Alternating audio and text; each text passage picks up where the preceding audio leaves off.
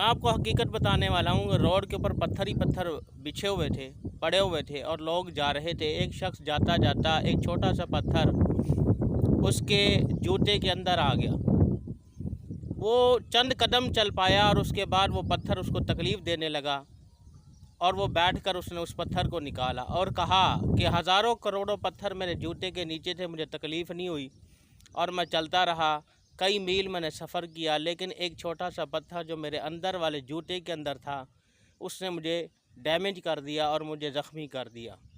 कभी भी इंसान बाहर के हालात से नहीं मरता, जब भी मरेगा अंदर की बात से, अंदर के ख़्याल से, घर के ख़्याल से जो अंदर घूम रही होगी, दिमाग में होगी, परेशानी, गम, लड़ाई झगड़े, वो अंदर वाली बात उसको खाएगी और वो उसको मारेगी, वो उसको डैमेज करेगी, वो उसको ज़ख्मी करेगी। चाहे बाहर की जितने भी हालात ख़राब हों,